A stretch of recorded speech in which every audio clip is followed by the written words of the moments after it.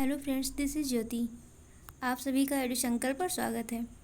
आज हम 8 अगस्त 2022 की करंट अफेयर्स और उससे संबंधित स्ट्रेटजीज तथा इसके साथ साथ मैपिंग के अंतर्गत कोलंबिया और काला सागर पर डिस्कस करेंगे। पहली न्यूज़ है फिरोज शाह कोटला से संबंधित। इसके लिए कहा गया है कि भारतीय पुरातत्व सर्वेक्षण जो है उन्होंने कहा है कि फिरोज शाह कोटला का संरक्षण किया जाए।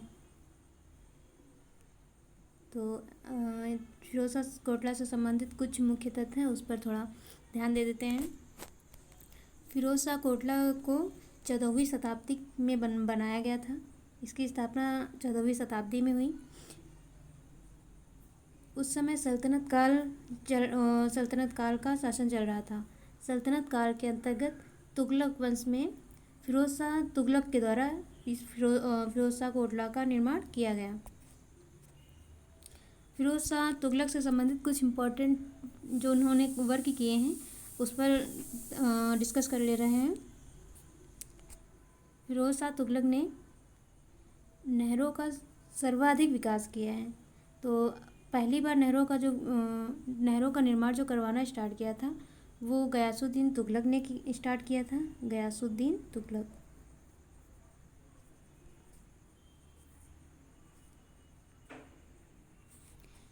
और इनका सेकंड कार्य है जो बहुत इम्पोर्टेंट है, दीवान बंदगान। दीवान बंदगान की इन्होंने स्थापना की और 24 कष्टदायक करों के स्थान पर इन्होंने, जो उस समय 24 काफ़ी कष्टदायक कर थे, उसके स्थान पर इन्होंने केवल 4 करों को वसूल करने का आदेश दिया। 4 करोड़ को वसूल करने का आदेश दिया। सिंचाई कर के लिए इन्होंने हक सर्व लगाया। अब नहरें इतनी अधिक बनवाए थे तो उसके लिए राज्य के विकास के लिए कुछ टैक्स वगैरह लगाए जाते हैं, तो इन्होंने सिंचाई कर के लिए हक सर्व लगाए जाने की व्यवस्था की। अब फिरोज शाह कोटला से संबंधित अन्य तथ्य हैं। वर्ष 1928 में फिरोज शाह कोटला मैदान में हिंदुस्तान सोशलिस्ट रिपब्लिकन एसोसिएशन की स्थापना की गई। इसके संस्थापक सदस्य भगत सिंह थे, चंद्रशेखर आज़ाद थे, सुखदेव थे, और भी कुछ लोग थे। तो इन लोगों ने मिलकर के 1928 में इसकी स्थापना की। और कोटला प्रांगण में ही महरौली का लौह स्तंभ है जो कि लोहे का बना हुआ है और इस स्तंभ का निर्माण अशोक द्वारा किया गया। इसे फिरोज शाह तुगलक ने ही अम्बाला से दिल्ली मंगवाया था। यहाँ पर गलती से अकबर लिख गया, उसके स्थान पर यह अशोक होगा। यहाँ पर मैंने इसे राइट डाउन कर दिया है। अगली न्यूज़ है डेटा सुरक्षा को लेकर। तो डेटा सुरक्षा को लेकर वर्ष 2019 में एक विधेयक लाया गया था जो वर्तमान में लोकसभा के द्वारा वापस ले लिया गया है। इस विधेयक को श्री कृष्ण समिति भी बोलते हैं के सुझाव पर लाया गया था। अगली न्यूज़ है नासा आर्टेमिस मून मिशन। तो यह आर्टेमिस मून मिशन नासा का है और इसके अंतर्गत चांद पर महिला को भेजे जाने की व्यवस्था की जा रही है। अगली न्यूज़ है भारत के 14वें उपराष्ट्रपति जगदीप धनखड़ जी को बनाया गया है। तो इससे संबंधित कुछ इम्पोर्टेंट आर्टिकल्स देख लेते हैं। तो आर्टिकल 63 के अंतर्गत भारत के उपराष्ट्रपति होंगे, ये बात कही गई है। और 64 में उपराष्ट्रपति का राज्यसभा के पदेन सभापति होने के बारे में बताया गया है। यानी कि जैसे ही हम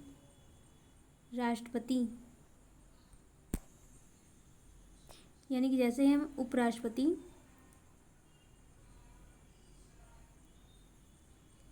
का निर्वाचन किया जाता है और इन्हें शपथ दिलाई जाती है, उसके साथ ही ये राज्यसभा के पदेन सभापति हो जाते हैं। यानी कि राज्यसभा के पदेन सभापति के लिए अलग से किसी भी प्रकार की निर्वाचन की व्यवस्था या फिर इनके चुनाव की व्यवस्था नहीं की गई है। आर्टिकल 66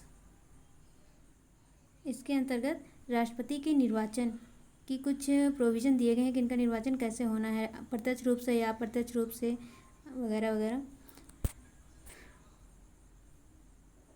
और आर्टिकल 67 में है राष्ट्रपति की, उपराष्ट्रपति की पदावधि, कि इनका कार्यकाल कितने समय का होगा। आर्टिकल 69 में दिया गया है उपराष्ट्रपति द्वारा शपथ और प्रतिज्ञा। तो अगर शपथ की चर्चा की जाए कि पेपर में पूछा जाए कि उपराष्ट्रपति का शपथ किस आर्टिकल के अंतर्गत है, तो 69। नेक्स्ट न्यूज है इसरो का एसएसएलवी मिशन असफल रहा। एसएसएलवी मिशन, इसके अंतर्गत जो सैटेलाइट भेजने थे वो अपनी कक्षा में नहीं पहुंच पाया। अगली न्यूज़ है आकाशा एयर, इसने पहली उड़ान मुंबई से अहमदाबाद के बीच के लिए भरी। मुंबई से अहमदाबाद के लिए भरी। नेक्स्ट न्यूज़ कोलंबिया के राष्ट्रपति गुस्तावो पेट्रो को बनाया गया है। मैपिंग के अंतर्गत कोलंबिया, पहला मैप कोलंबिया से है। कोलंबिया कंट्री साउथ अमेरिका के अंतर्गत है, दक्षिण अमेरिका। कोलंबिया से विषुवत रेखा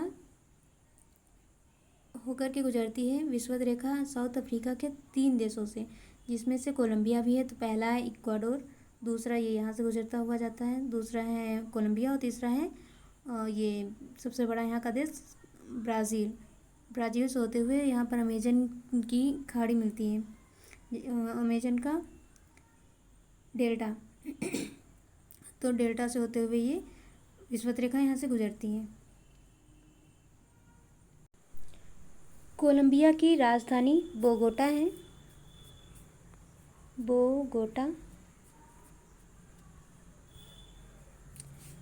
बोगोटा है। यह कंट्री कहवा उत्पादन में अपना प्रमुख स्थान रखता है। इस क्षेत्र के अंतर्गत लानोस घास के मैदान पाए जाते हैं। इस क्षेत्र के अंतर्गत जिसमें कोलंबिया भी आता है। इसकी सीमा, कोलंबिया की सीमा इक्वाडोर से, ये जोन में इक्वाडोर पड़ता है, और पेरू से, ये पेरू का क्षेत्र हो जाएगा, और वेनेजुएला ये है, और ब्राज़ील ये क्षेत्र। तो इन कंट्री से इसकी सीमा साझा होती है, यानी कि 4 कंट्रीज से कोलंबिया अपनी सीमा साझा करता है। अब नेक्स्ट मैप देख लेते हैं। अगला मैप है काला सागर, यानी कि ब्लैक सी को लेकर। तो ब्लैक सी के अंतर्गत जो तटीय कंट्रीज़ हैं उसमें रूस है, ये रूस,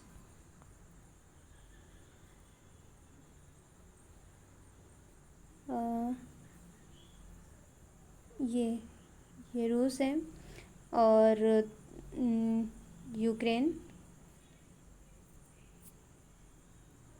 रूस, यूक्रेन, तुर्की, बुल्गारिया,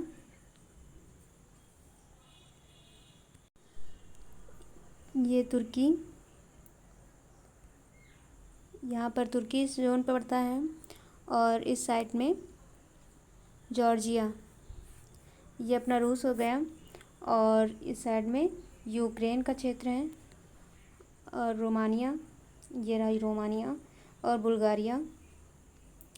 ये कंट्रीज़ ब्लैक सी से अपनी सीमा साझा करते हैं। ये यहाँ पर आप देख रहे होंगे क्रीमिया।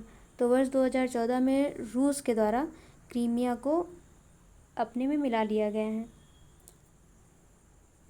ये वही क्रीमिया है जिसकी वजह से G8, जो कभी G7 G8 हुआ करता था, वो रूस के वापस हट जाने से G7 में बदल गया। काला सागर के उत्तर में एजोय सागर है, और दक्षिण में मरमरा सागर। एजोय सागर और काला सागर को केरिच जल संधि जोड़ती है। केरिच। और मरमरा सागर तथा ब्लैक सी को बॉस्फोरस जल संधि जोड़ती है। बास को बॉस से याद रखिए, बॉस्फोरस, बॉस्फोरस।